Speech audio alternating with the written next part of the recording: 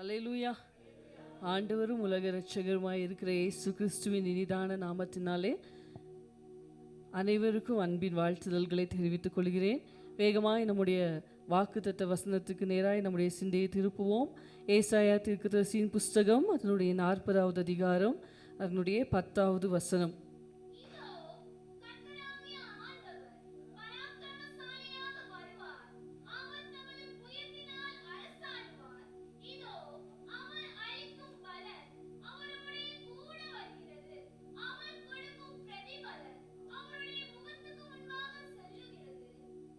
ஹல்லேலூயா.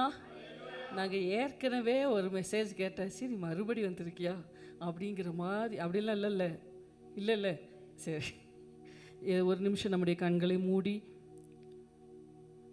ஆண்டவரே என் கூட பேசுங்கன்னு கேட்போம். உண்மையாக உங்கள் வீக்னஸ் சொல்லுங்கள். ஆண்டவரே உங்கள் வார்த்தையை நான் கேட்கணும், உங்கள் வார்த்தை எனக்குள்ளே போகணும். என்னால் தூங்காமல் இருக்க முடியல, என்னால் டிஸ்ட்ராக்ட் ஆகாமல் இருக்க முடியல. எல்லா டிஸ்ட்ராக்ஷன்ஸ் எல்லாத்தையும் மாற்றுங்க. நான் அன்றைக்கி தூங்கவே கூடாது.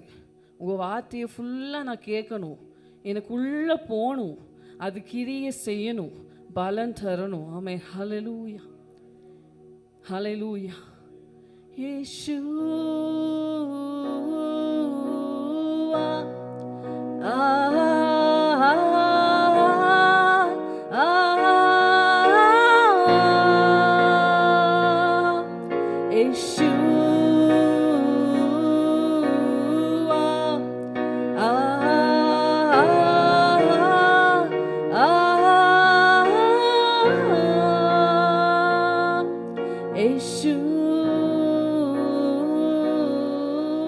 நல்ல சத்தத்தை உயர்த்தி ஹல்லேலூயா அவரை மகிமைப்படுத்துங்க.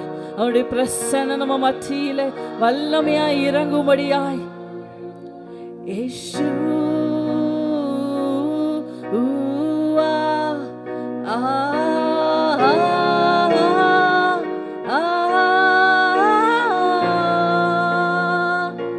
உங்க மகிமை இந்த இடத்தை நிரப்பிடுதே, நீர் மாபெரும் காரியம் செய்வீர். என் நம்பிக்கையை எழுப்பி வைத்தீர். இயேசுவா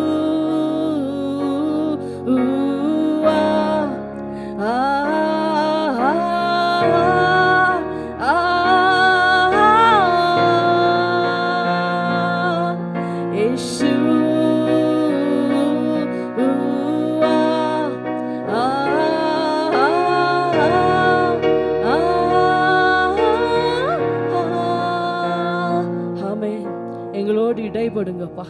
உங்கள் பிரசன்னத்தால் நிரப்பிக்கொண்டே இருங்க. உங்கள் வார்த்தையால் எங்களை நிரப்பிக்கொண்டே இருங்க. உங்கள் வார்த்தைகள் கிடைத்த உடனே உட்கொள்ளும்படியான கிருபைகளை தருவீராக. என்னை மறைத்து நீங்கள் வெளிப்படுங்க. ஆவியானுடைய சத்தம் ஒவ்வொருவருக்குள்ளாக பிரவேசிக்கட்டும். செவிச்சினவுகள் மாறட்டும்.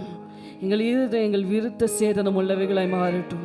இயேசுவின் நாமத்தில் கேட்கிறோம் ஜீவனுள்ள நல்ல பிதாவே, ஆமென். ஹல்லேலூயா, ஹல்லேலூயா.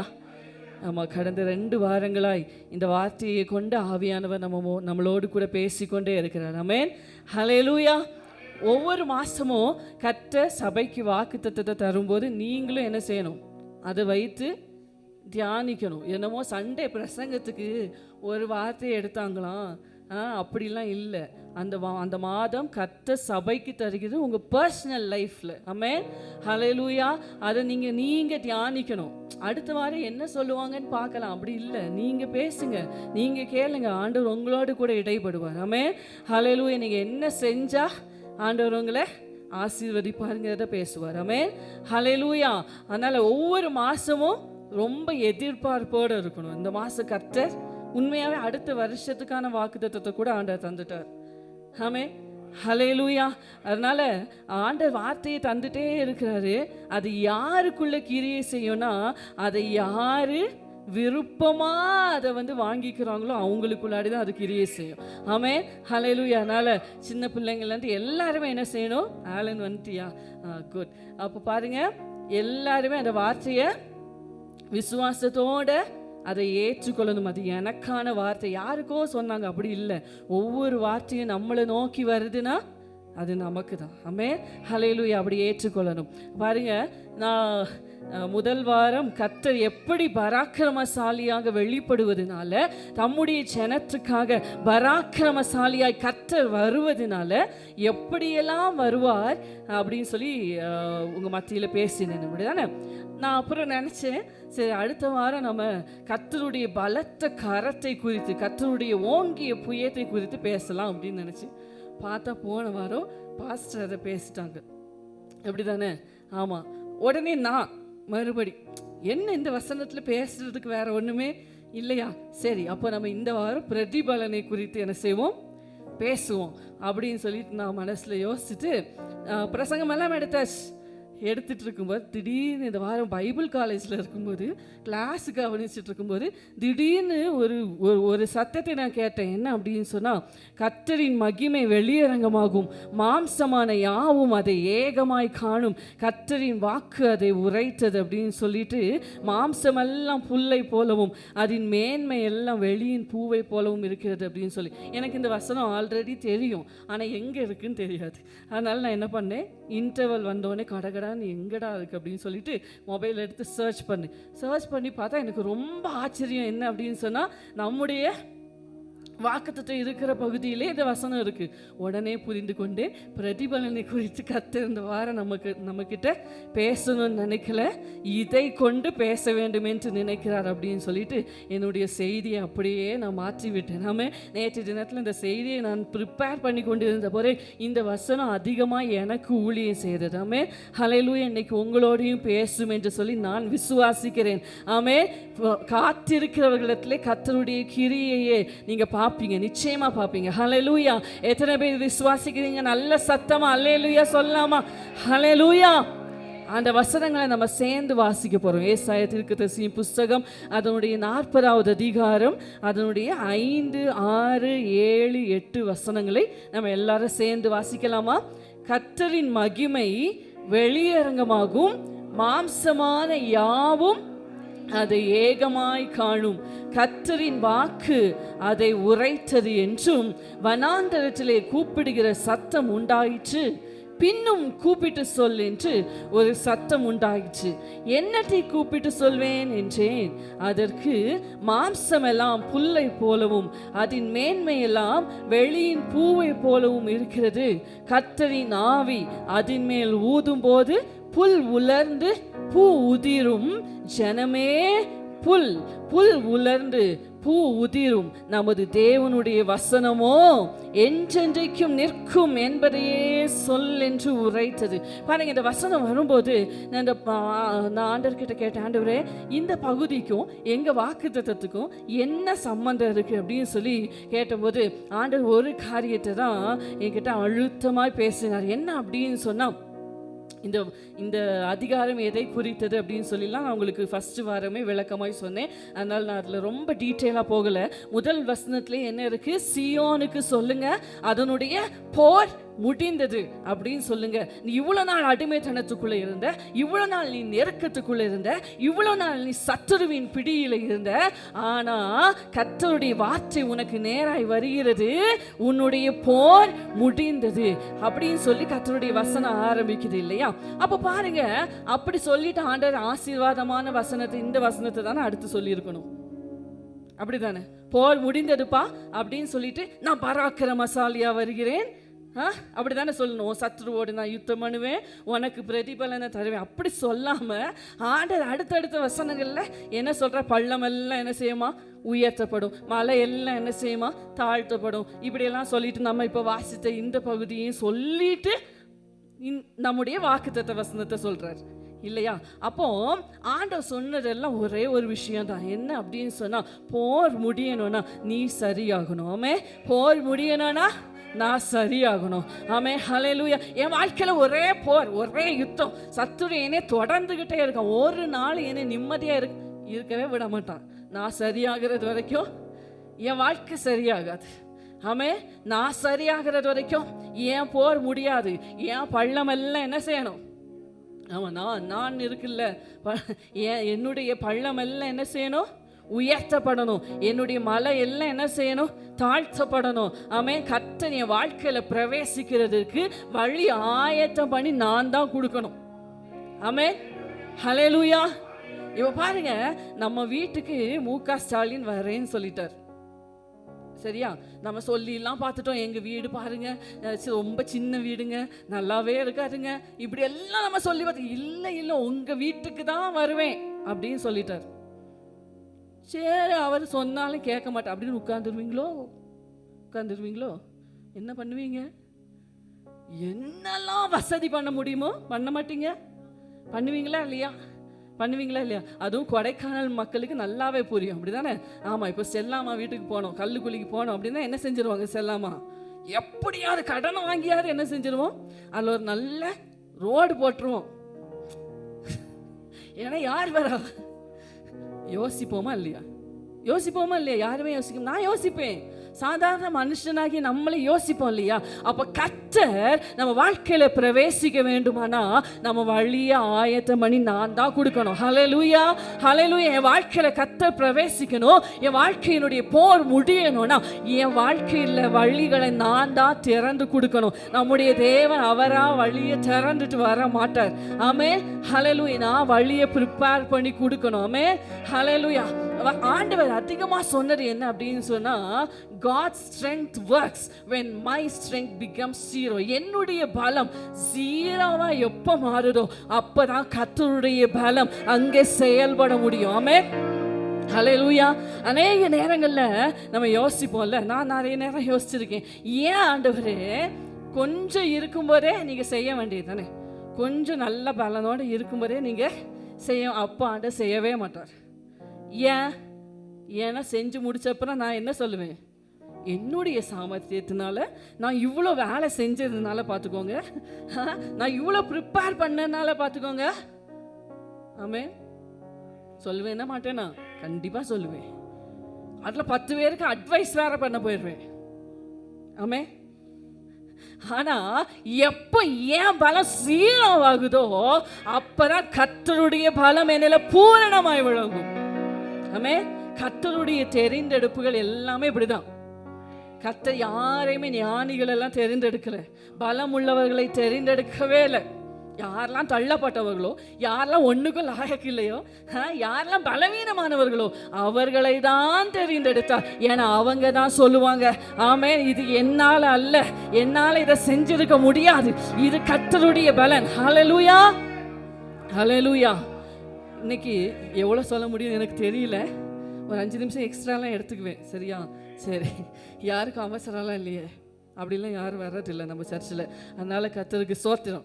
சரி பாருங்க, ஒரு 5 காரியங்களை இன்னைக்கு சொல்லணும் அப்படின்னு சொல்லி நான் நினைக்கிறேன். கர்த்தர் நமக்கு உதவி செய்வாராக. 5 டோன்ட்ஸ். சரியா? சின்ன பிள்ளைங்களுக்கு சொல்லணும்னா 5 செய்யக்கூடாத காரியங்கள். டோன்ட் தான் எல்லா தலைப்புமே ஆரம்பிக்கும். பாருங்க, முதலாவது don't sympathise upon your weakness. உங்களுடைய பலவீனங்களை குறித்து கவலைப்பட்டு முடங்கி போக விடாதிருங்கள். ஆமென். நிறைய பேர் பார்த்தீங்கன்னா எழும்பவே மாட்டாங்க. என்ன சொல்லிட்டு இருப்பாங்கன்னா, என்னால் முடியாது, என்னால் இதை செய்ய முடியாது, என்னால்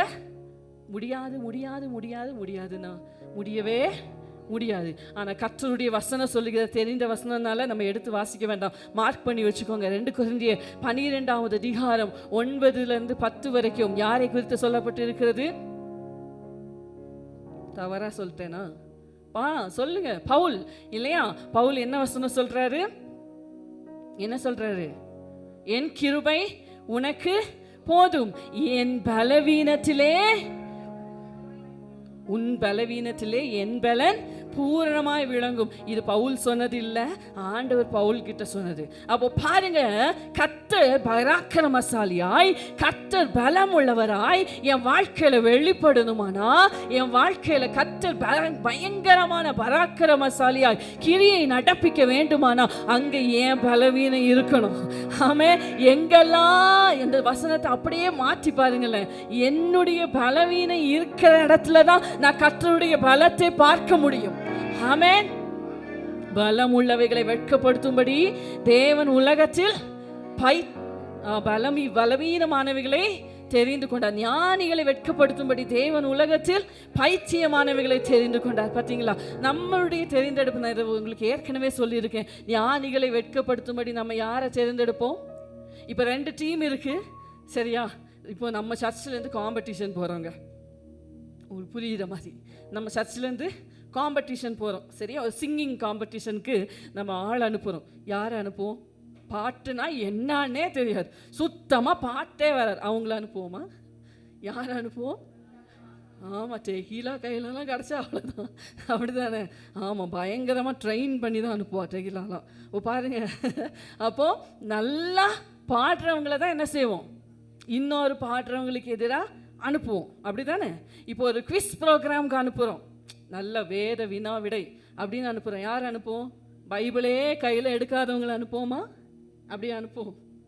நிறைய பேருக்கு சிரிப்பு வருது. சரி, அப்போ பாருங்க, நல்லா வேதத்தில் தேறினவங்களை என்ன செய்வோம்?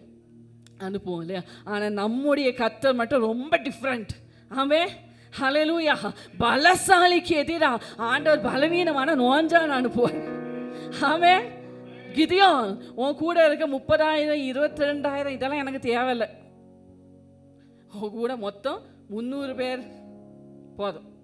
அந்த கொஞ்சம் பேரை என்ன செய்யணும்? வாள் கத்தியெல்லாம் தூக்கிட்டு போன்றான், பானை. பார்த்தீங்களா? இப்படி தான் கர்த்தருடைய செயல்பாடுகள் இருக்கும். ஆமென். என்னால தைரியமாக சொல்லலாம், என்னை பலப்படுத்துகிற கிறிஸ்துவினாலே எல்லாவற்றையும் செய்ய எனக்கு பலன் உண்டு. நான் செய்கிறதுனால இல்லை, என்னுடைய பலத்தை. யாராவது உங்களை வந்து சொல்கிறாங்களா, நீ ஒன்றுக்கள் ஆயக்கல, உன்னால் உன்னை கொண்டு என்ன செய்ய முடியும்னு சொல்கிறாங்களா? ஒரு வேளை அவங்களுக்கு எதிராக சொல்ல முடியலையா? உங்கள் மனசில் சொல்லுங்கள், ஆமே, என்னால் முடியாது தான், என்னால் இதை செய்கிறதற்கான திராணி இல்லை தான், ஆனால் என்னை பலப்படுத்துகிற கிறிஸ்துவினாலே எல்லாவற்றையும் செய்கிறதற்கு எனக்கு பலன் உண்டு. ஆமென், ஹல்லேலூயா, ஹல்லேலூயா.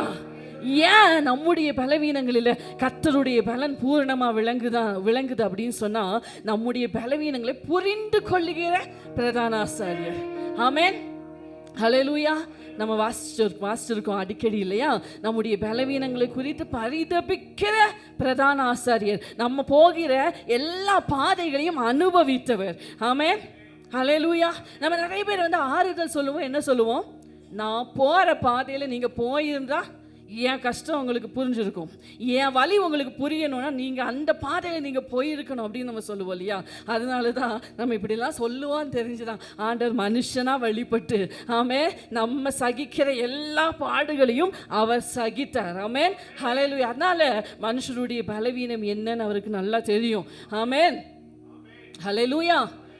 நம்ம ஏற்றபடி வேண்டிக் கொள்ள கூட, ஜெபிக்க கூட நம்மளுக்கு தெரியாததுனால ஆவியானவர் நம்முடைய பலவீனங்களில் நமக்கு உதவி செய்கிறார் என்று சொல்லி வசனம் சொல்லுது இல்லையா? உங்களுக்கு ரெஃபரன்ஸ் எல்லாம் வேணும்னா என் டைரி இங்கே தான் இருக்கும், சரியா? வந்து எழுதிக்கோங்க.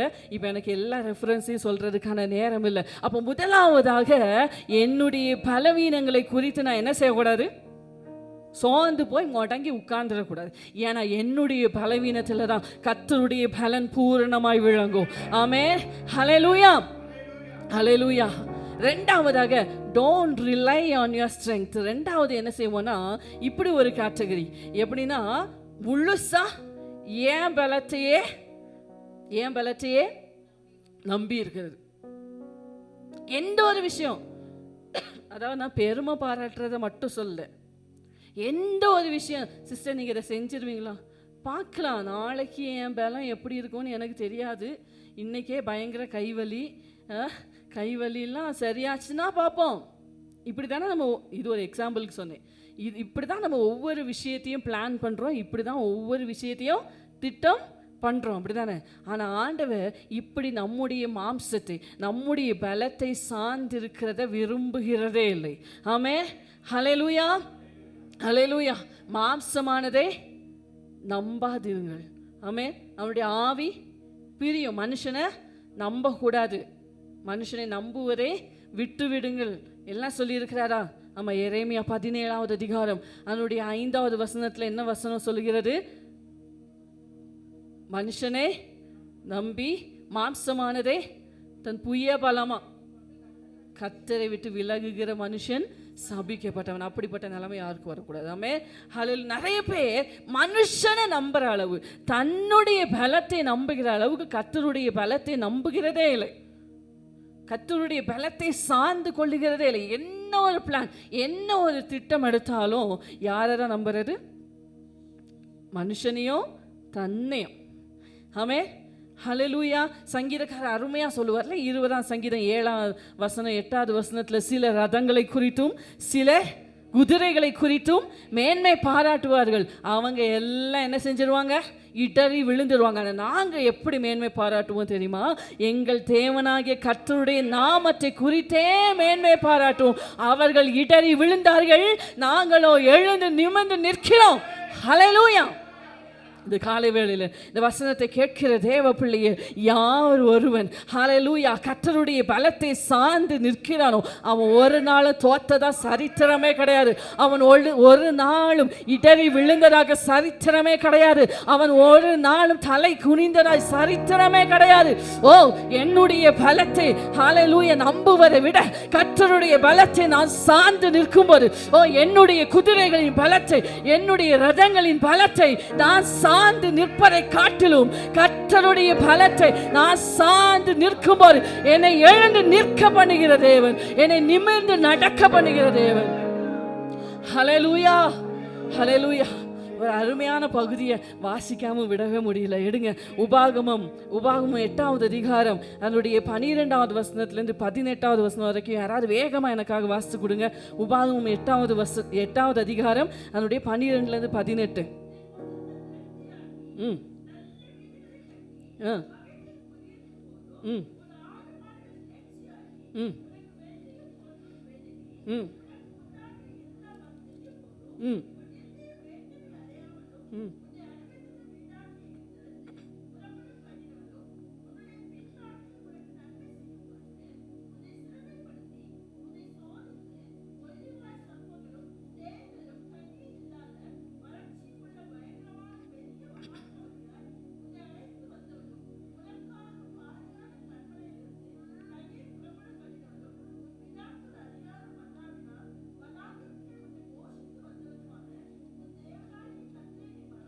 சரி, இப்போ பாருங்க, நிறைய பேருக்கு பிரச்சனை என்னன்னா, ஒண்ணுமே இல்லைன்னா கர்த்தரை, ஆண்டவரே உங்களை விட்டா எனக்கு என்ன கதியப்பா, நீங்களும் என்ன கைவிட்டுட்டா, இப்படியெல்லாம் பயங்கரமா ஜெபம். அப்பெல்லாம் புக்கு எழுத சொன்னா கூட அவ்வளோத்துக்கு புக்கு எழுதலாம். புரியலையோ? அவ்வளோ சூப்பராக இருக்கும் அவங்க ஜெபம்லாம். இன்னைக்கு நிறைய ஜெபிப்பதற்கு என்ன வழிமுறைகள் அப்படின்லாம் புக்கு நம்மளெல்லாம் விட்டால் நம்மலாம் எவ்வளோ சூப்பர் புக்கெல்லாம் எழுதியிருக்கோம்ல. ஆமாம், ஒன்றுமே வழி இல்லை, எனக்கு இதை செய்யவே முடியாதுன்னா கர்த்தரை தான் நம்பி இருப்போம். ஆனால் கொஞ்சம் வாழ்வு அடைஞ்சிட்டோன்னு வைங்களேன், நம்மளுக்கு கொஞ்சம் பலம் வந்துருச்சுன்னு வைங்களேன், அவ்வளோதான். நான் கடந்த முறை பஸ்ஸில் போகும்போது ஒரு வயசான அம்மா வந்து, ரொம்ப வயசு இல்லை, ஒரு நடுத்தர வயதான ஒரு அம்மா வந்து பக்கத்தில் உட்காந்தாங்க. நான் அவங்க கூட பேச ஆரம்பித்தேன். அவங்களுடைய கண்ணீர் கதையே சொன்னாங்க. என்ன அப்படின்னு சொன்னால், அவங்களுடைய கூட பிறந்த சகோதரி, அவங்க அக்கா கல்யாணம் பண்ணி போனாங்க. ஒரு குழந்தை பிறந்தது. அந்த குழந்தை கை குழந்தையாக இருக்கும்போது அவங்க அக்கா வந்து பயங்கரமாக பலவீனப்பட்டாங்க, செத்து போயிடுவாங்கன்னு எல்லாரும் சொன்னாங்க. உடனே அந்த அக்கா என்ன செஞ்சாங்க, இவங்க வீட்டில் பேசி தங்கச்சியை 2ஆம் தரமாக என்ன செஞ்சாங்க, கல்யாணம் பண்ணி கொடுத்தாங்க பிள்ளையை பார்க்கறதுக்காக. பயங்கர ராஜ மரியாதை தான் வீட்டில். திடீர்னு என்னாச்சு, 1 மாதம் செஞ்சது, 2 மாதம் செஞ்சது, படுக்கையில் கிடந்த அக்கா எந்திரிச்சிட்டாங்க. அடுத்துதான் இருந்தது. நம்ம ஒரு பிள்ளையோடைய வாழ்க்கையை அழிச்சிட்டோமே, அதெல்லாம் கிடையாது, பயங்கர கொடுமை. இந்த நாள் வரைக்கும் கொடுமை கொடுமை கொடுமை. பாருங்க, மனுஷனுடைய இயல்பு இப்படிதான் இருக்கு. எப்பயுமே நம்ம சிறுமைப்படுகிற நாட்களில், ஹல்லேலூயா, நம்ம கஷ்டப்படுகிற நாட்களில் கர்த்தர் நடத்தி வந்த பாதை, கர்த்தர் நிறைய மனுஷங்களை கொண்டு நம்மளுக்கு ஹெல்ப் பண்ணியிருப்பார்ல, அதெல்லாம் மறக்கவே கூடாது. நன்றி அறிதல் உள்ளவர்களாக இருக்கணும். ஆமென். ஹல்லேலூயா. ஒரு கிறிஸ்தவனாக இருந்தால் நன்றி அறிதல் உள்ளவனாக இருக்கணும். நாய்க்கு கூட நன்றி இருக்கு. ஆமென். ஆமாம், இன்னைக்கு கூட காலையில் நாங்கள் பேசிக்கிட்டோம். எங்கள் மம்மி டெய்லி கேட்பாங்க, அந்த நாய் வந்துச்சுனாலே செல்லாமா அப்போ வந்தாச்சு பார்த்தீங்களா. எவ்வளோ ஒரு நன்றி நம்ம வளர்க்குற ஒரு நாய்க்கு கூட இருக்குது. அந்த நிறைய நேரத்தில் மனுஷனுக்கு இருக்கிறதே இல்லை. இப்படி தான் நம்ம கர்த்தர் இடத்துல காமிக்க. இதெல்லாம் தெரிஞ்சதுனால தான் ஆண்டவர் சொன்னார் இஸ்ரவேல் ஜனங்களை, பாரு இப்போ நீ வனாந்தர வழியா வந்திருக்க, ஆனால் நாளை பின்ன ஒரு தேசத்துக்கு உன்னைய போய் உட்கார வைப்பேன் பாரு, அங்கே போய் நீ பாலையும் தேனையும் வடிகிற எல்லாத்தையும் பார்த்த உடனே என்னையே நீ மறந்துடக்கூடாது. ஆமே ஹல்லேலூயா. உன் இருதயம் பயங்கரமாக மேட்டிமையாயிடக்கூடாது.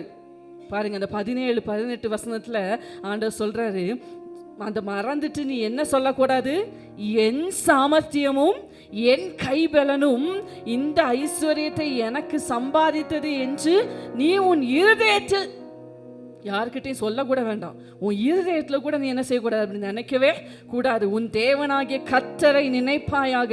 அவரே உன் பிதாக்களுக்கு ஆணையிட்டு கொடுத்த தம்முடைய உடன்படிக்கையை உறுதிப்படுத்தும்படி இந்நாளில் உனக்கு உண்டாயிருக்கிறது போல ஐஸ்வர்யத்தை சம்பாதிக்கிறதற்கான பலனை உனக்கு கொடுக்கிறவர். இந்த நன்றியை தாவீது சாகர வரைக்கும் மறக்கல.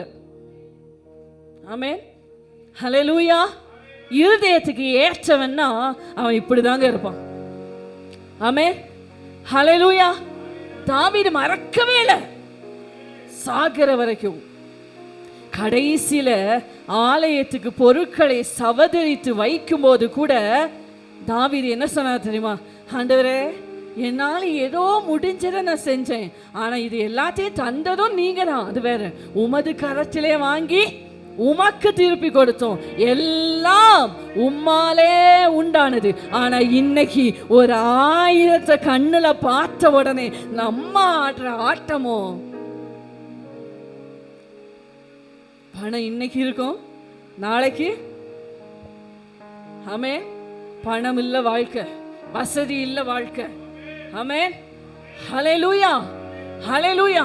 ஒருபோதும் நம்மளை சார்ந்தே இருக்கக்கூடாது, நம்முடைய சுயத்தை சார்ந்தே இருக்கக்கூடாது. நீ ஐஸ்வர்யவான் ஆகி இருக்கிறியா, ரொம்ப சந்தோஷம். ஆனால் அந்த ஐஸ்வர்யத்தை சம்பாதிக்கிறதற்கான பலனை உனக்கு தந்த கர்த்தரை மறந்து விடாதே. ஹல்லேலூயா ஹல்லேலூயா. மூன்றாவதாக, don't forget you are a dust. நம்ம யாரு தமிழ்ல கூட கொஞ்சம் டீஸ் கேட்குதா பின்னாடி? ஓகே, கேட்கலன்னா முன்னாடி வந்துடுங்க தயவு செய்து. சரி, தமிழ்ல கூட டீசெண்டாக மண்ணுதான் இருக்கு, இங்கிலீஷ்ல டஸ்ட். நம்ம யாரு? டஸ்ட்.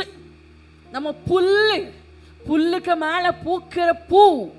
நம்ம இப்போ வாசிச்சோம்ல ஏசாயால, அதுக்கு ஒப்பனையான வசனம் 1 பேதுரு 1:24 இருக்கு. நீங்க வீட்டில் போய் வாசிச்சு பாருங்க. அதில் சொல்லியிருக்கு, மனுஷன் புல்லுக்கு மேல பூக்கிற பூ மாதிரி.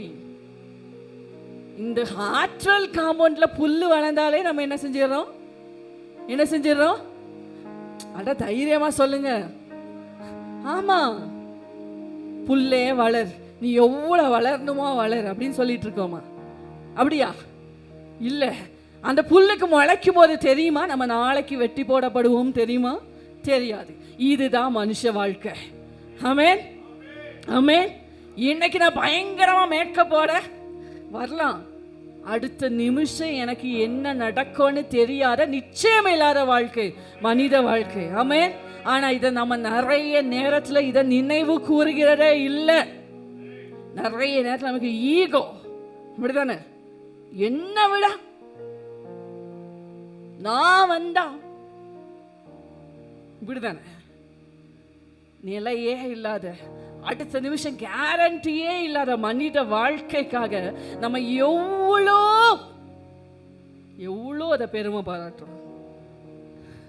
வசனம் சொல்லுது, சங்கீதம் 103:14-16 வரைக்கும் ஆண்டோடைய வசனம் சொல்லுது. வாசிங்களேன்.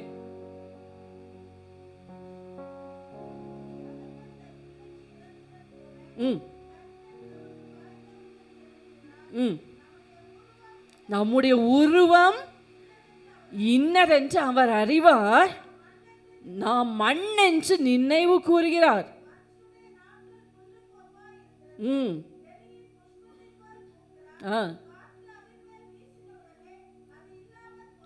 அது இருந்த இடமும் இனி அதை ஹல்லேலூயா ஹல்லேலூயா.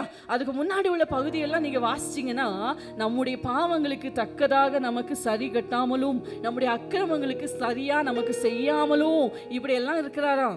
ஏன் அப்படின்னா, ஆண்டவருக்கு தெரியும் அவன் பலவீனமான மனுஷன். இன்னைக்கு அப்பப்ப நம்ம செய்யறது எல்லாத்துக்கும், நம்ம யோசிக்கிற எல்லாத்துக்கும், நம்ம பேசுற எல்லாத்துக்கும் ஆண்டவர் அப்பப்ப தண்டனை கொடுத்துட்டே இருந்தாருன்னா, இன்னைக்கு எத்தனை பேர் இன்னைக்கு உயிரோடு இருந்திருப்போம்? நம்ம ஈஸியா அடுத்த மனுஷனை பேசிடுறோம்ல. அவன் ஏன் சின்ன வயசுலேயே செத்தான் தெரியுமா? ரொம்ப அக்கிரமம், அவன் ரொம்ப பயங்கரம், பார்க்கவே முடியாது, சொல்லவே முடியாது. நம்ம என்னமோ பயங்கர நம்முடைய பாவங்களுக்கும் நம்முடைய அக்கிரமங்களுக்கும் சரியா ஆண்டவர் செஞ்சிருந்தார்னா இன்னைக்கு நம்ம நிலை நின்று இருக்கவே முடியாது. ஆனா ஒவ்வொரு நிமிஷமும் கர்த்தர் நம்முடைய பலவீனங்களை குறித்து அறிந்தவர் ஆனபடினால பாத்தீங்களா, இப்ப பாருங்க, ஒரு சின்ன குழந்தை உங்களை திருப்பி அடிக்குது, நீங்க எவ்வளவு திமிரு, திருப்பி அடிக்கிற அப்படின்னு அடிப்பீங்களா? அடிக்க மாட்டோம். ஆனா நான் உங்களை திருப்பி அடிச்சேன்னா பாரு, இவ்வளோ வளர்ந்துருக்கு, இது கூடவா தெரியாது அப்படின்னு சொல்லுவோம், அப்படித்தானே? ஆனா சின்ன பிள்ளையை நம்ம எப்படி சொல்லுவோம்? பாவம் சின்ன பிள்ளை தானே, விடுங்க. இப்போ ஜுவானா வந்து உங்களை அடிச்சிட்டான், அப்ப நான் என்ன செய்யறேன்? ஜுவானா அடிக்கக்கூடாது அப்படின்னு சொன்னால் நீங்கள் என்ன சொல்லுவீங்க? விடுங்க சிஸ்டர், சின்ன பிள்ளைக்கு என்ன அப்படி சொல்லுவீங்களா இல்லையா? இப்படி தான் ஆண்டவர் நம்மளை பார்க்குறார். ஏதோ சின்ன பிள்ளை, பலவீனமானவர், ஏதோ பலவீனத்தில், அதுக்காக ஆண்டவர் பரிதாபப்படுறாருங்கிறதுக்காக நான் என் பாவத்திலே நின்றுட்டு இருக்கக்கூடாது, சரியா? உடனே நீங்கள் தானே அன்னைக்கு சொன்னீங்க நான் எவ்வளோ பாவம் செஞ்சார், அப்படிலாம் இல்லை. இது வரைக்கும் ஆண்டவர் கிருபையா மன்னிச்சுட்டு வர்றாரு. கிருபை என்னைக்கு நம்மளை விட்டு எடுபட்டு போகும் தெரியாது, வேற விஷயம், சரியா?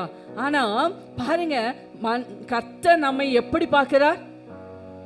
நம்ம என்னதான் பட்டு சேலை கட்டி, நம்ம என்னதான் மேக்கப் பண்ணாலும் கர்த்தர் நம்மளை பார்க்கிறது எப்படி?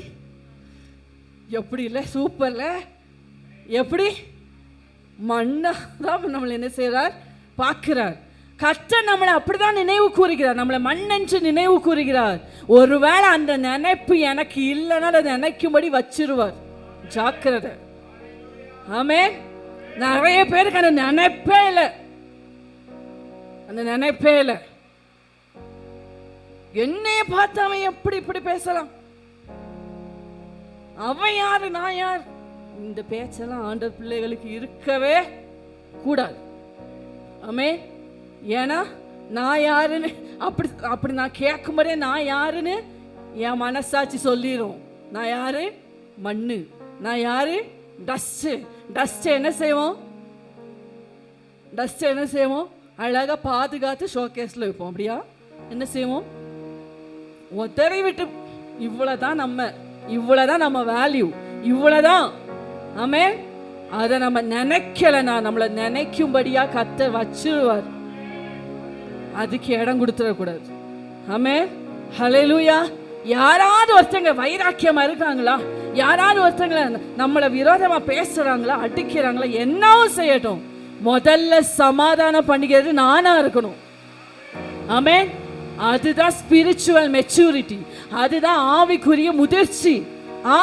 அந்த வார்த்தையெல்லாம் என்னால மறக்க முடியாது, அவங்க செஞ்சதை என்னால மறக்கவே முடியாது. ஆண்டவர் இப்படி ஒரு நாள் என்னை பத்தி சொன்னார்னா, ஆண்டவர் எனக்கு மன்னிச்சார்ல, ஆண்டவர் எனக்கு மறந்தார்ல, நானும் மறக்கிறதுக்கு கடனாளியா இருக்கேன், நானும் மன்னிக்கிறதுக்கு கடனாளியா இருக்கேன். ஆமென். ஹல்லேலூயா, ஹல்லேலூயா. ஒரு முறை நான் அது கிஷோர்னால அதை தைரியமா நான் சொல்றேன், தப்பா நினைச்சுக்க மாட்டான். எனக்கும் கிஷோருக்கும் ஒரு சின்ன மனஸ்தாபம் வந்துச்சு. அவன் தான் என்கிட்ட பேசாம போனான், பேசவே இல்லை. நானும் ரொம்ப ரொம்ப வாரங்களா முயற்சி பண்ணிட்டேன்னு அவன் பேசவே இல்லை. அடுத்த நாள் கன்வென்ஷன்.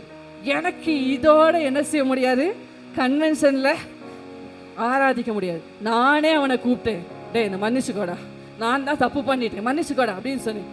அவன் சொன்னான், அக்கா நீங்க இப்படி சொன்னது எனக்கு எப்படி இருந்து தெரியுமா, செருப்பை களைச்சி அடிச்சது போல இருந்துச்சு அப்படின்னு சொன்னான்.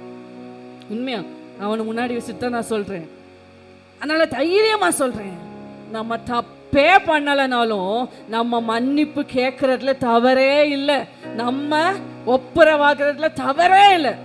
ஆமென், ஹல்லேலூயா. இதுதான் வேதம் நமக்கு போதிக்கிற போதனை. ஹல்லேலூயா.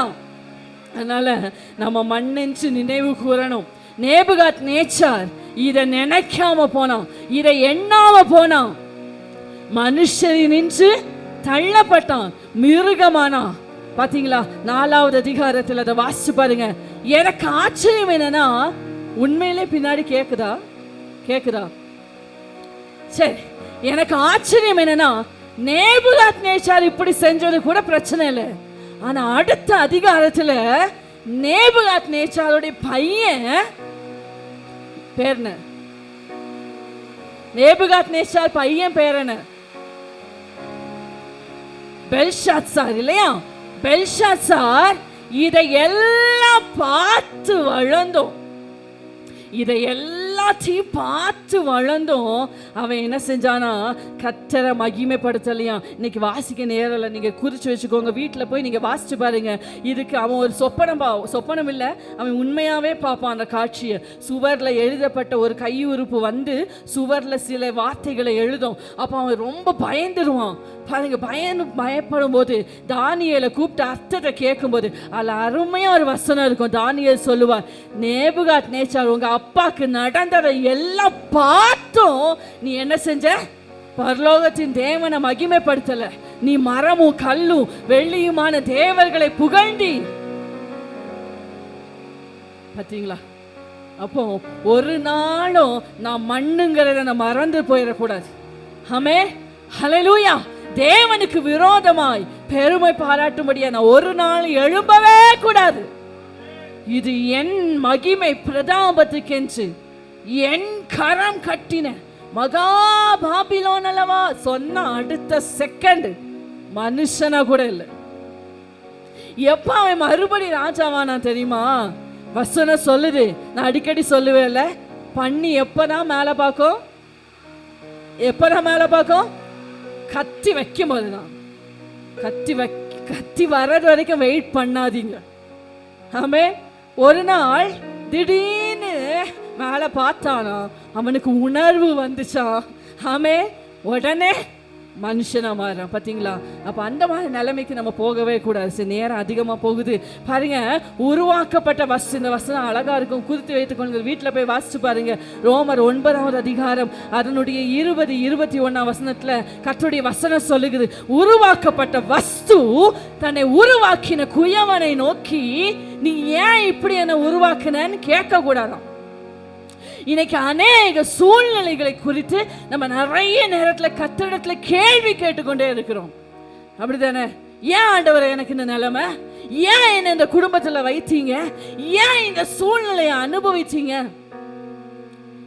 ஆனா கர்த்தர் சொல்லுகிறார், மிதியிட்ட களிமண், ஒரே களிமண்ணை கொண்டு ஒரு பாத்திரத்தை கனமுள்ளதாகவும் ஒரு பாத்திரத்தை கனவீனமானதாகவும் உருவாக்குவது குயவனுடைய விருப்பம்.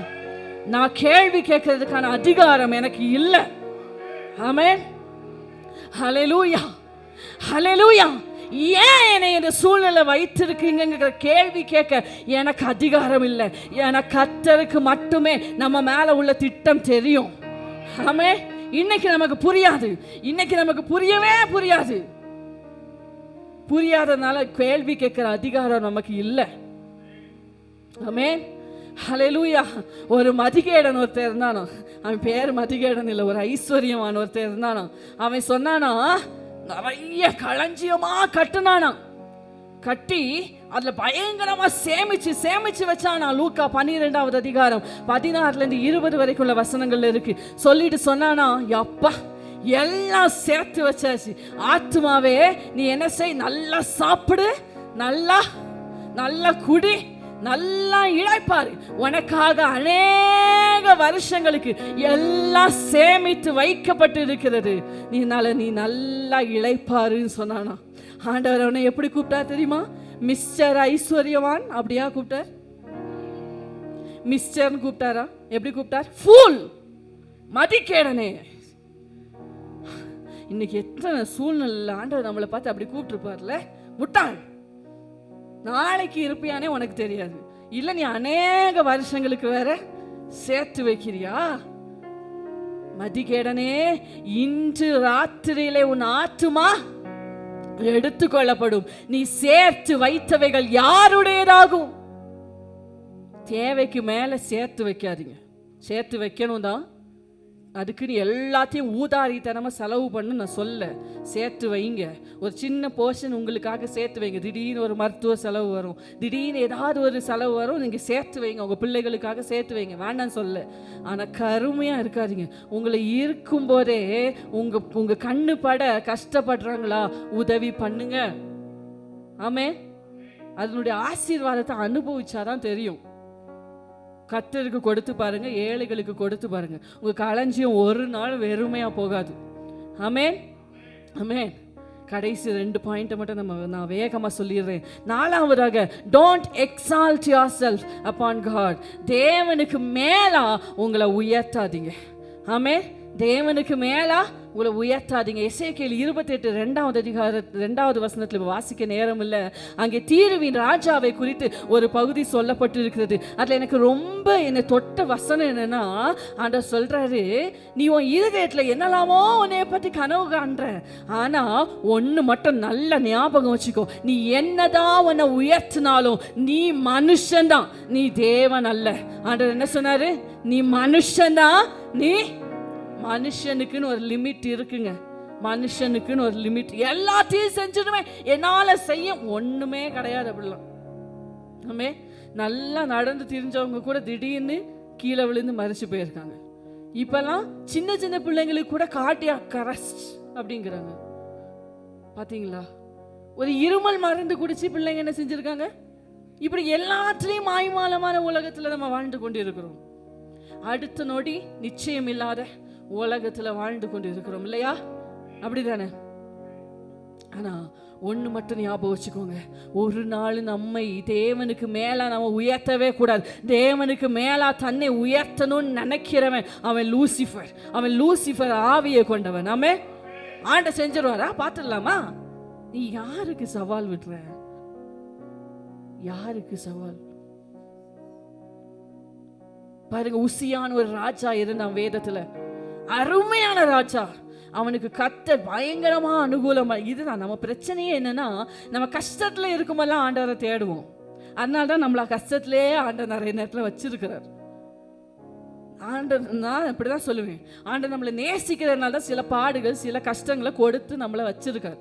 ஏன்னா கஷ்டமே இல்லைன்னா ஒருத்தரும் ஆண்டவரை தேடவே மாட்டோம், அவர் இருக்கிறாருங்கிறதே நினைக்கவே மாட்டோம். அப்படிதானே? இப்போ பாருங்க, உசியானார்ல ஒரு வசனம் நான் படித்தேன், ரொம்ப ஆச்சரியமா இருந்தது.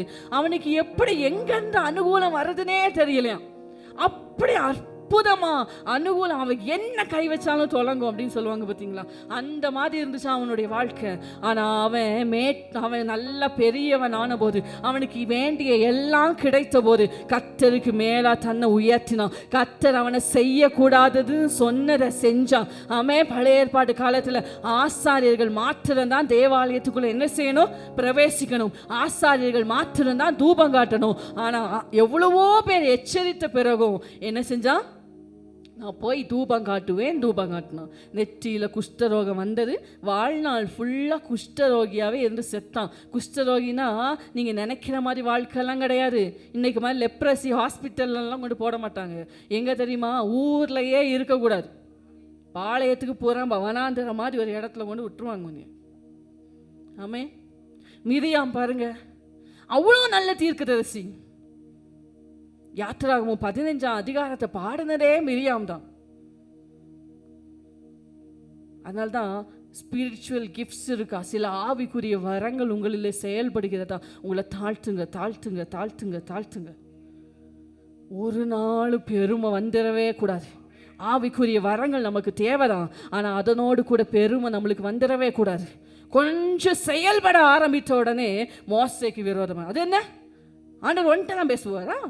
என்கிட்டலாம் பேசுறது இல்லையா? போ பாளையத்துக்கு போகிறோம்ப்பா.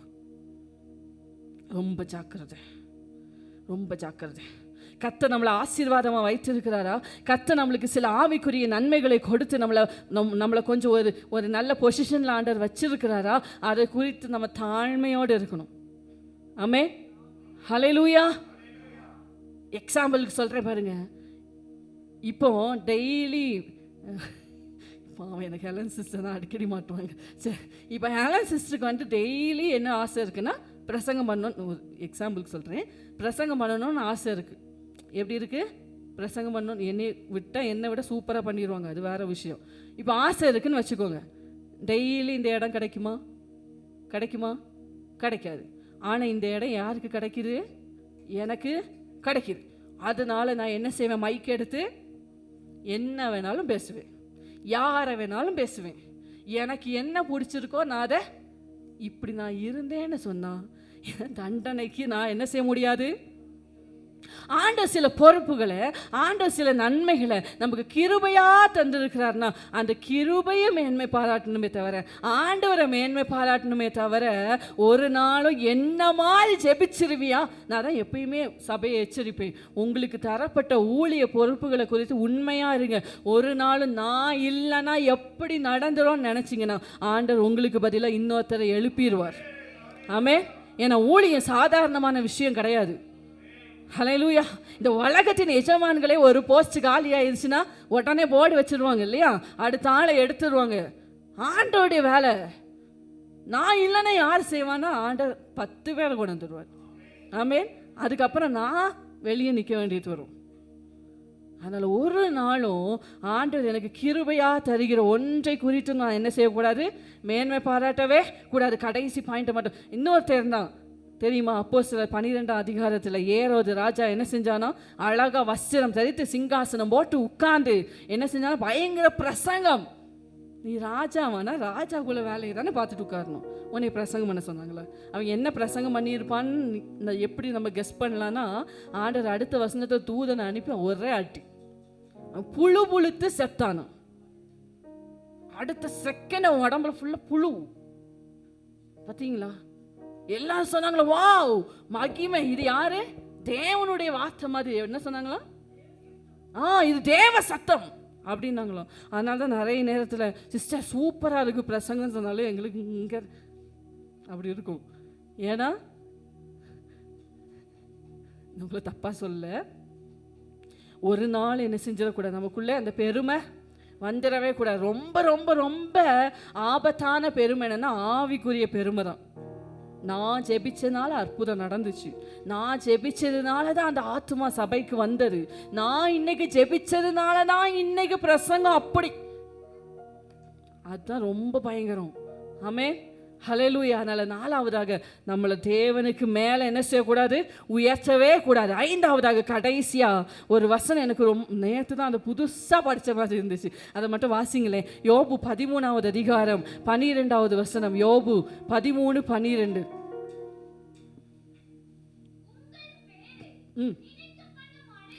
உங்கள் பேரை நினைக்கப்படும் அடையாளங்கள் சாம்பலுக்கு சரி. பாருங்க, உங்கள் பேரை நினைக்கப்படும். நிறைய பேருக்கு இன்னைக்கு என்ன பிரச்சனைனா, என் பேரை எங்கேயாவது,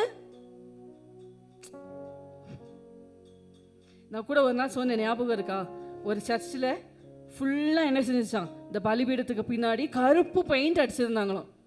வந்த பிரசங்கியாருக்கு ஒரே ஆச்சரியம், என்னடா வீட்டில் கூட இப்படி அடிக்க மாட்டாங்க, சபையில் கருப்பு பெயிண்ட் அடிச்சு வச்சிருக்காங்களேன்னு சொல்லிட்டு இவருக்கு பயங்கர ஆச்சரியம். எப்படியா, எப்போ எனக்கு பிரசங்க நேரம் வரும், நான் போய் அதை பார்க்கணும் அப்படின்னு சொல்லி பயங்கர தீவிரமாக இருந்தாராம். நேரம் முன்னாடி போய் பார்த்தா அப்போ தான் தெரிஞ்சா அது பெயிண்ட் இல்லை, கல்வெட்டு. என்ன கல்வெட்டு? சபை கட்டிடத்துக்கு கட்டிட நிதி உதவி வழங்கியவர்கள்னு போட்டு 5000 இவர்கள், 10,000 இவர்கள், 25,000 இவர்கள்னு பேர். நம்முடைய பேரை நினைக்க பண்ணும்படியாய் நம்ம செய்யற எல்லாமே எதுக்கு சமமா? சாம்பலுக்கு சமம். ஆமென். அதனால கர்த்தருக்காக நம்ம என்ன செஞ்சாலும் அதை மறைவாய் செய்யணும். ஆமென். ஏழைகளுக்காக என்ன செஞ்சாலும் அதை மறைவாய் செய்யணும். என்னைய நினைக்கணும், என் பேரை சொல்லணும், இதெல்லாம் எதிர்பார்க்கவே கூடாது. ஆமென், ஹல்லேலூயா. இது வரைக்கும் நீங்கள் அப்படி இல்லை, அதுக்காக ஆண்டவரை துதிக்கிறேன். இனிமேலும் வந்துடக்கூடாது. திடீர்னு ஒரு நாள் பாஸ்டர் யாருக்கையா பேரை சொல்லிடுவார் தெரியாமல். உடனே பாத்தியா இன்னைக்கு அவங்க பேரை சொல்லிட்டாங்க, போன வாரம் நான் கொடுத்தேனே என் பேர். இதெல்லாம் இருக்கக்கூடாது. ஆமே. அப்படி நான் நினச்சேனால அது சாம்பலுக்கு நன்றி உரையில் எல்லாருக்கும் நன்றி சொன்னாங்க. எனக்கு சொல்லவே இல்லை. அடுத்த கன்வென்ஷனுக்கு நான் போவே மாட்டேனே. யாருக்கு நஷ்டம்?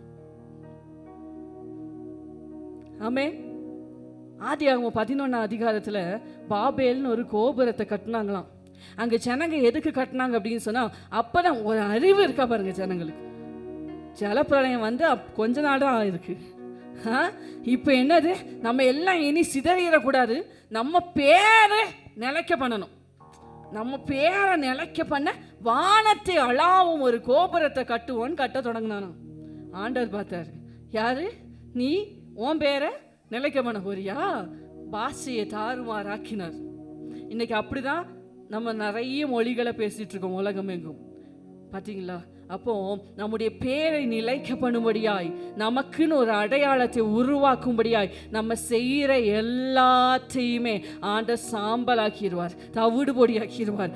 ஏன் அப்படின்னா, ஐ ஆம் தட் ஐ ஆம், இருக்கிறவராகவே இருக்கிறேன் நான் என்கிற பேருக்கும் நான் என்கிற அதிகாரத்துக்கும் சொந்தக்காரர் நம்முடைய தேவனாகிய கர்த்தர் மாத்திரமே. ஆமென். ஒரு நாள் நான்கிற பிசாசு நமக்குள்ள வரவே கூடாது. நான் வந்துட்டாலே அங்க அழிவு ஆரம்பிச்சிடும். அழிவுக்கு முன்னானது அகந்தை, விழுதலுக்கு முன்னானது மனமேட்டுமை. அதனால் கர்த்தருடைய சமூகத்தில் எழுந்திருப்போம். மன்னிச்சுக்கோங்க, கொஞ்சம் டைம் ஆயிடுச்சு. ஹல்லேலூயா. ஆனாலும் கர்த்தர் நம்மோடு கூட பேசி இருக்கிறார். ஆமென். ஹல்லேலூயா. அழகாக சொன்னாங்கல்ல வர்ஷிப்லேயே, மனுஷனை ஒரு பொருட்டாக நினைக்கிறதற்கு, நம்மளை ஆண்டவர் ஒரு பொருட்டாக நினைக்கிறதற்கு நம்ம ஏமாத்திரம். நம்ம எல்லாம் தகுதியானவர்களே இல்லை. ஆமென். எத்தனையோ பேர் இந்த உலகத்தில் இருக்கும்போது ஆண்டவர் நம்மளை கிருபையாக பார்த்து, நம்மளை கிருபையாக நினச்சி நம்ம மேலே இறங்கி அந்த ரட்சிப்பை கொடுத்துருக்கிறார்னா அவர் எவ்வளோ பெரிய தேவன். ஹல்லேலூயா, ஹல்லேலூயா. யோவான் ஸ்நானன் அருமையா சொல்லுவார் இல்லை, நான் சிறுகவும் அவர் பெருகவும் வேண்டும், அவர் பெருகவும் நான் சிறுகவும் வேண்டும். அதை இப்படியா சொல்லுகிற சபையை, என்னுடைய பெயர் மறைக்கப்படுகிற இடங்களில் கர்த்தருடைய மகிமை அதிகமாய் விளங்குகிறது. என்னுடைய பெயர் எங்கெல்லாம் மறைக்கப்படுகிறதோ கர்த்தருடைய மகிமை அங்கெல்லாம் பயங்கரமாய் விளங்குகிறது. நான் மறையணும், நான் சிறுகணும், நான் சிறுகணும், நான் சிறுகணும். நீங்க பெருகணும்ப்பா, நீங்க பெருகணும்ப்பா, நீங்க பெருகணும்ப்பா. எல்லாம் வாய் திறந்து சொல்லுவோம். யாரும் அமைதியாக இருக்க வேண்டிய நேரம் இல்லை. ஒருவேளை உங்க பலவீனங்களை குறித்து யாராவது உங்களை இகழ்ச்சியா பார்க்குறாங்களா, யாராவது உங்களை தரக்குறைவா பார்க்குறாங்களா, நேரத்தில் ஆண்டவர்கிட்ட சொல்லுங்க, ஆண்டவரே இவ்வளோ நாள் ஏன்பா எனக்கு இந்த வீக்னஸை கொடுத்தீங்க, ஏன் என்னை இப்படி ஒன்றுக்கும் ஆகாதமா சிருஷ்டிச்சிங்கன்னு சொல்லி உங்களை நிறைய கேள்வி கேட்டு இருக்கிறேன். ஆனால் இனி கேட்க மாட்டேன், ஆனால் இனி கேட்க மாட்டேன். இனி நான் சந்தோஷமா சொல்லுவேன். ஏன்னா அந்த பலவீனத்தில் தான் உங்க பலனை நான் பார்க்க முடியும். ஏன்னா அந்த பலவீனத்துல தான் உங்க பலன் செயல்படுகிறத நான் பார்க்க முடியும். ஹல்லேலூயா. என் வாய்ஸை குறித்து, என் குரலை குறித்து அநேகர் என்னை கிண்டல் பண்ணியிருக்காங்க. அப்போ நான் நிறைய நேரத்தில் எனக்கு என் வாய்ஸே பிடிக்காது. ஏன்னா என்னுடைய யூத் அந்த ஸ்டேஜ்லேயும் சரி, அதுக்கப்புறமும் சரி, இப்போ ரீசெண்டாக கூட கேட்டேன். அதனால் எனக்கு என் வாய்ஸ் பிடிக்கவே செய்யாது. சரி, எனக்கெல்லாம் ஒரு வாய்ஸா, சார் அவங்கள மாதிரி நல்லா சாஃப்டான வாய்ஸ் இருந்தால் எவ்வளோ அழகாக பாடியிருக்கலாம், இப்படிலாம் நான் யோசிப்பேன். ஆனால் பாருங்க, இந்த வாரத்தில் ஆண்டவர் என்னை அதை கேட்க வச்சார். இந்த வாரத்திலே பைபிள் காலேஜ் போனேன். இது வரைக்கும் யூடியூப் பிரசங்கமே கேட்காத 2 பிள்ளைங்க வந்து சொன்னாங்க. எதுக்கு சொன்னாங்கன்னே எனக்கு தெரியல. நேற்று தினத்தில் ஒரு அக்கா சொன்னாங்க, உங்கள் வாய்ஸ் உங்களுக்கு ஸ்ட்ரென்த் தெரியுமா அப்படின்னு, உங்கள் வாய்ஸ் உங்களுக்கு ஒரு பலம் தெரியுமா அப்படின்னாங்க. நான் அதை அப்போ பெருசாகவே எடுத்துக்கல. நான் சிரிச்சுட்டு வந்துட்டேன், என் வாய்ஸா அப்படின்னு சிரிச்சுட்டு வந்துட்டேன். ஆனால் நேற்று இந்த பிரசங்கத்தை நான் எழுதிக்கிட்டு இருந்த போது நைட்டு ஆண்டவர் கேட்டார், இந்த வாரத்தில் நான் உன்னை கேட்க பண்ணினேன்ல, எதுக்கு தெரியுமா? இதுக்கு தான், இதுக்கு தான். நம்ம எதெல்லாம் பலவீனம்னு நினைக்கிறோமோ அந்த பலவீனத்தில் தான் கர்த்தருடைய பலன் பூரணமாக விளங்கும். ஆமென். அப்பதான் நான் யோசிச்சேன், ஒருவேளை ஆண்டவர் எனக்கு சாஃப்டான வாய்ஸ் தந்திருந்தா நான் பிரசங்கமே என்ன செஞ்சிருக்க முடியாது, பண்ணியிருப்பேனான்னு தெரியல. ஆமென். ஹல்லேலூயா, ஹல்லேலூயா. அப்ப நம்முடைய பலவீனங்கள் அவருடைய பலன் செயல்படுகிறதற்கான இடம். ஆமென். ஹல்லேலூயா. கண்களை மூடுவோம், கர்த்தருடைய சமூகத்தில் நம்மளை ஒப்பு கொடுப்போம். ஆண்டவரே, என்னுடைய பலவீனத்தில் உம்முடைய பலன் பூரணமாய் விளங்குகிறதற்காய் நன்றி. ஓ, என்னுடைய பலவீனத்தில் உங்க கிருபை போதுமானதாய் இருக்கிறதற்காய் நன்றி. ஹல்லேலூயா. உங்க கிருபை அதிகமாய் விளங்குகிறதற்காய் நன்றி. வாயை திறந்து சொல்லுங்க. சின்ன பிள்ளைங்க கூட அறிக்கை பண்ணுங்க. ஹல்லேலூயா, ஹல்லேலூயா.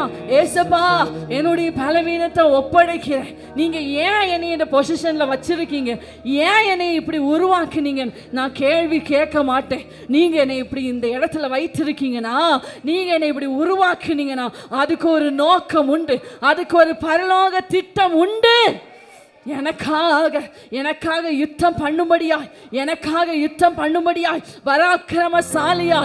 பராக்கிரமசாலியாய் என்னை பலப்படுத்தும்படியாய் ஓ கர்த்தருடைய புயம், ஓ ஹல்லேலூயா, வல்லமையாய் விளங்குவதற்காய் நன்றி. மேன்மையாய் என்னை குறித்து என்னில் ஒன்றுமில்லை, என் சுயத்தினா சாதிப்பேன் என்று சொல்லுவோம், அறிக்கை பண்ணுவோம். என்ன எதுவும் இல்லை சொல்லுவோம். மேன்மையா என்னை குறித்து, மேன்மையா என்னை குறித்து என்ன என்னில் ஒன்றுமில்லை, என் சுயத்தினா சாதிப்பேன் என்று சொல்ல அடையாளம், என் அடையாளம் ஆதாரம், நான் நிற்கும் அஸ்திபாரம், வாழ்வின் அர்த்தம் நீதானையா. என் அடையாளம் ஆதாரம், நான் நிற்கும் அஸ்திபாரம், வாழ்வின் அர்த்தம் நீதானையா. ராஜா இயேசு ராஜா,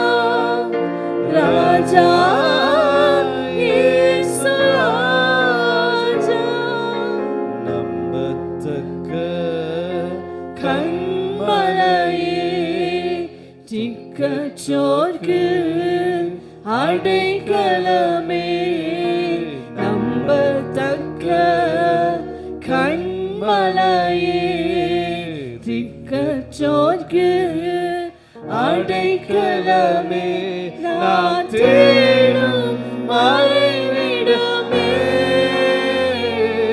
நான் சார்ந்த கொள்ளும் புகலிடமே, நான் தேடும் மறைவிடமே, நான் சார்ந்த கொள்ளும் புகலிடமே. ராஜா இயேசு ராஜா, ராஜா இயேசு ராஜா. தகப்பனே, உமக்கு ஸ்தோத்திரம் ஆண்டவரே. நீங்க பெருகவும் நாங்கள் சிறுகுமாய் நாங்கள் செபிக்கிறோம் ஆண்டவர். எங்கள் வாழ்க்கையில மேன்மையா எண்ணுவதற்கு ஒன்றும் இல்லை, பெருமையா எண்ணுவதற்கு ஒன்றும் இல்லை, என் சுயத்தினால் சாதித்தேன் என்று சொல்வதற்கு ஒன்றும் இல்லைப்பா. இங்க இருக்கிற ஒவ்வொருவரையும் இந்த வார்த்தையை கேட்கப்பட்டதற்காக ஸ்தோத்திரம். நாங்கள் சரி செய்ய வேண்டுமோ, எதில் நாங்கள் மாற வேண்டுமோ, கர்த்தர் எங்களோடு பேசுனதற்காக நன்றி, உடைய கிருபைக்காக நன்றி.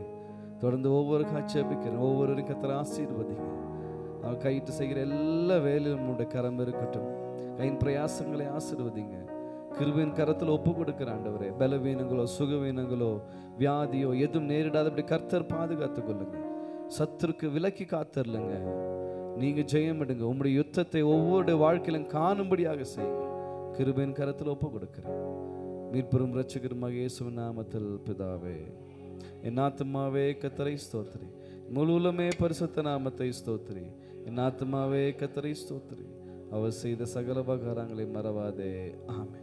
துதி கனமாகிமையுமக்கே ஓ எல்லாவுமே ஓ எல்லாவுமே துதி கனமாகிமையுமக்கே ஓ நீரே ராஜாவே. ஹல்லேலூயா ஸ்தோத்ரம் ஸ்தோத்ரம் ஸ்தோத்ரம் மிக ஸ்தோத்ரம் ஸ்தோத்ரம் ஸ்தோத்ரம் ஓ நீரே ராஜாவே. ஹல்லேலூயா துதி கனமாகிமையுமக்கே ஓ எல்லாவுமே ஓ எல்லாவுமே துதி கனமாகிமையுமக்கே ஓ நீரே ராஜாவே. ஹalleluya ஹalleluya.